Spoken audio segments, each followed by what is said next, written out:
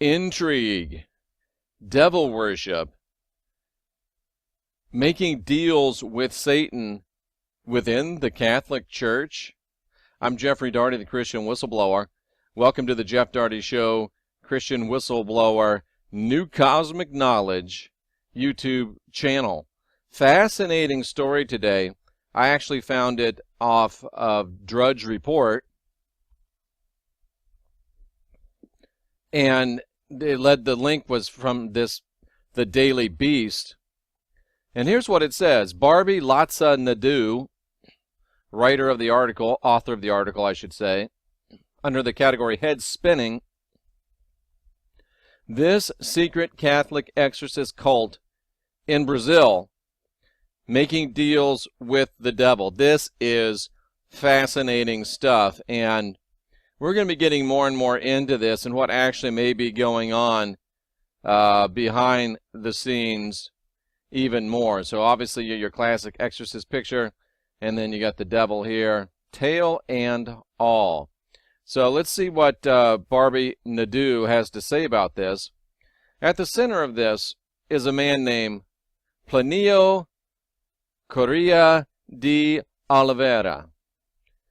And it says he's almost as peculiar in death as he was in life. Dr. Plínio, as he's known by his devout followers, right-wing Catholic figure, founded the ultra-conservative Tradition Family and Property Association, the TFP to those in the know within Catholic circles. In the 1960s, he actually went to Rome to protest the opening of the Second Vatican Council. Now, if you don't know what the Second Vatican Council is, it was a turning point in Roman Catholicism in that they sort of modernized the church. Before that time, the priest would say the Mass with his back to the congregation, always in Latin.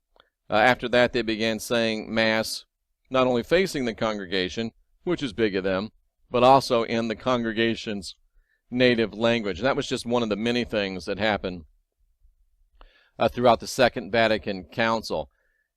He's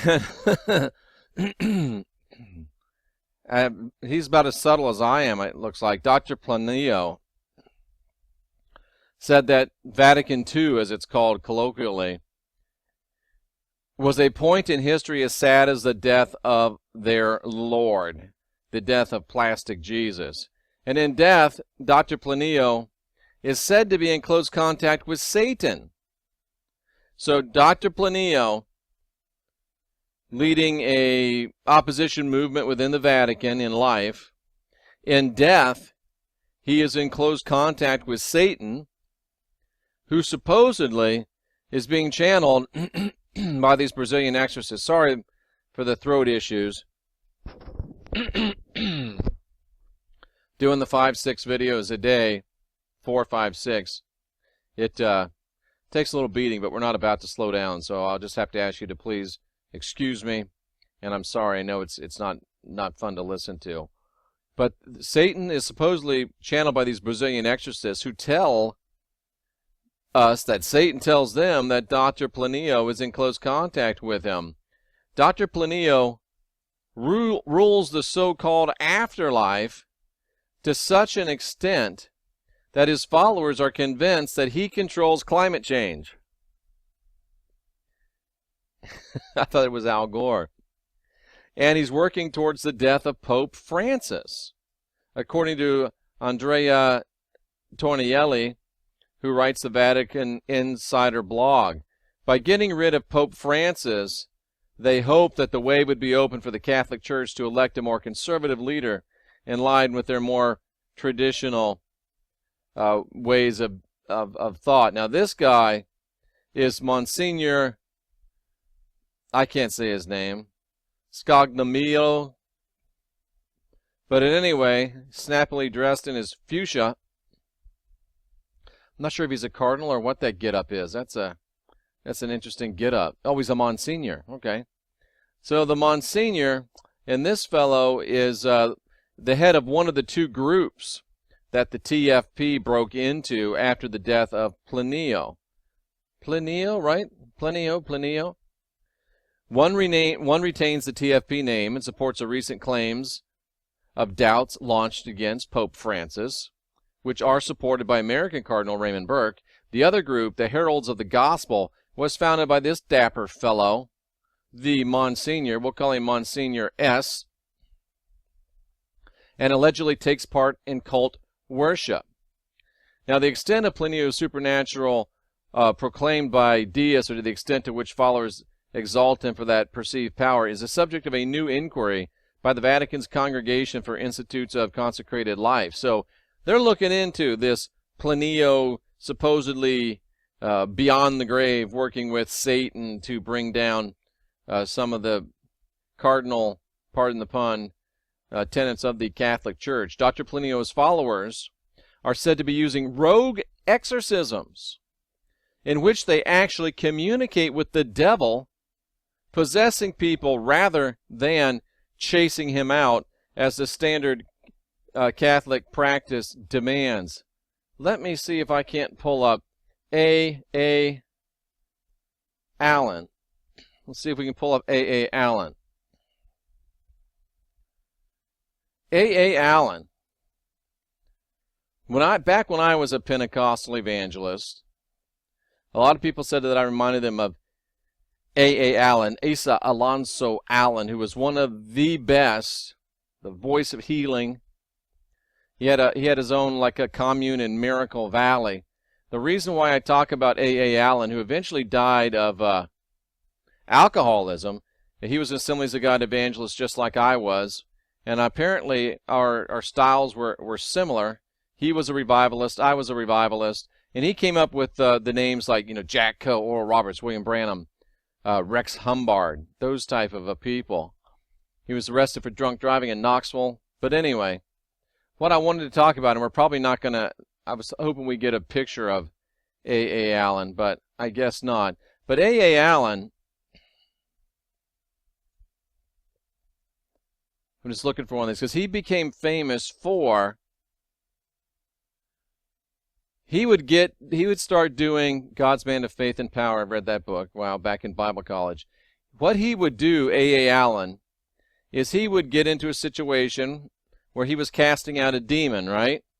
But instead of just casting out the demon, he would talk to it. He would be like poking a tiger through the bars of the cage with a stick. And he would talk to the demon, he would make fun of the demon, they'd go back and forth, and he would record all this and he'd sell it on tapes. Of course, at the beginning he was selling records. I think maybe Allen, no, I think he got to where he might have been doing 8 tracks, but it was pretty much record albums and 8 tracks. I do believe I remember seeing some A. Allen 8 tracks. We're going back. But he was the first one that, on a wide scale, began playing with demons. And even when I was an evangelist, I would see these idiots, absolute egotistical morons. And they would do the same thing that A. Allen did. And they were selling lots of cassette tapes. And they tried to get me to do it. Oh, Jeff, you can increase your revenues and blah, blah. Man, even then, I had enough integrity to know that that's not something you wanted to do. So it's not just these guys, these Catholics, and they're not coming up with a completely crazy idea, because lots of people been doing this for lots of years. A. Allen was way back. Died in 1970. I mean, he was big time in like the 60s, 70s, or in the 60s. So they would do the same thing. Rogue exorcism practices where they actually communicate with the devil. So they talk to the devil. They get information from the devil, if you will. And the belief is that Dr. Plinio's life work is a secret and extravagant cult. And it's a trinity consisting of Dr. Plinio himself, his mother, Donna Lucia, and Monsignor Claudius himself. And they call it devil worship.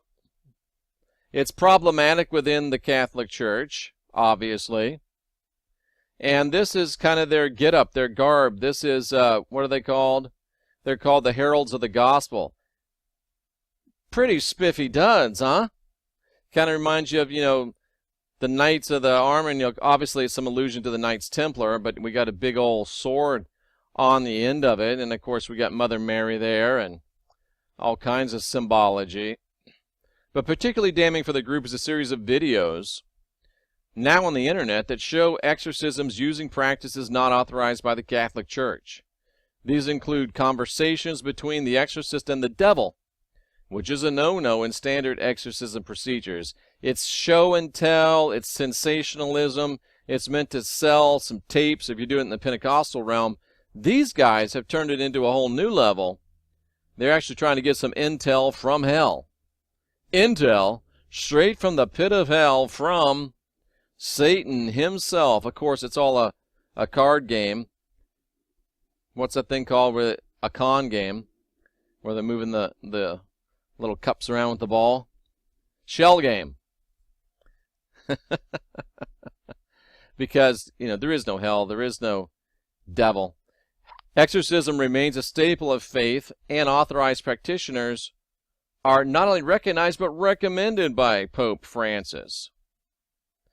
But they say, Father Gabriel Amworth says, woe to the exorcist if he loses himself behind curious questions, which the ritual expressly forbids, or if he lets himself be led into a discussion with the devil, as he is the master of lies. Very, very interesting. So within the Catholic Church, there's a lot of crazy stuff going on. In one of the videos, Diaz asked one of the minions to read from a transcript that was reportedly jotted down by an observer of one of these rogue exorcisms, and it's purportedly a talk between that exorcist and Satan himself. And the conversation, wasn't the greatest because it was, somebody that was struggling and was possessed. But Planio was randomly breaking people's computers so they can't go on the internet. It's Planio.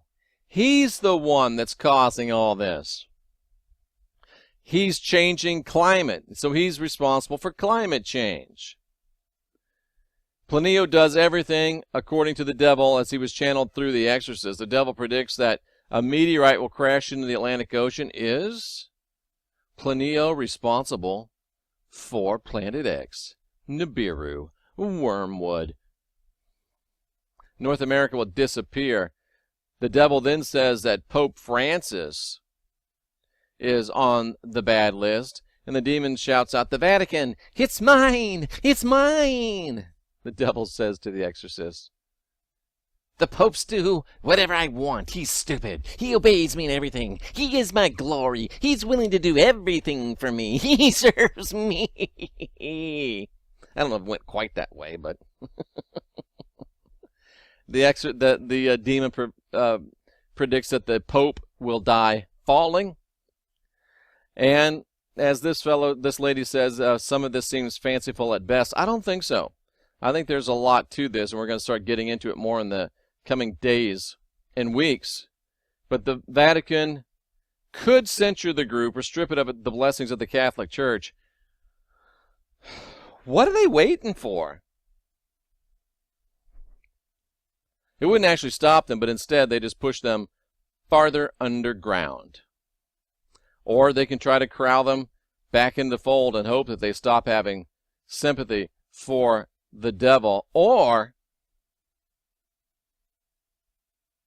do they really want the intel from hell? Very, very interesting.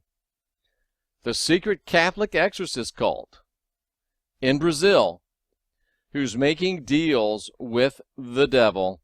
Barbie Latza Nadu, Daily Beast, from today's edition of the Drudge Report. I'm Jeffrey Daugherty, the Christian Whistleblower. And there you have it, straight from the cloven, hoofed one's mouth. Interesting stuff. And you don't hear this anywhere else. That's what I do. That's just what Christian whistleblowers do. My granddaughter sent me something earlier today about the big bad wolf, and then she's like, that's just what bad wolves do. So anyway, We want you to like, we want you to subscribe, we want you to share. And we would like you to consider sponsoring this program. Go to my website. It's linked in the box below, jeffreydaugherty.com. One-click support through PayPal or through Patreon. We appreciate you. We ask you to share these videos on your social media. And Secret Catholic Exorcist Cult, Brazil, deals with the devil.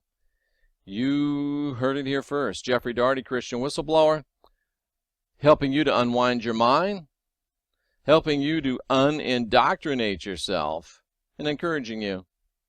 Be excellent to each other.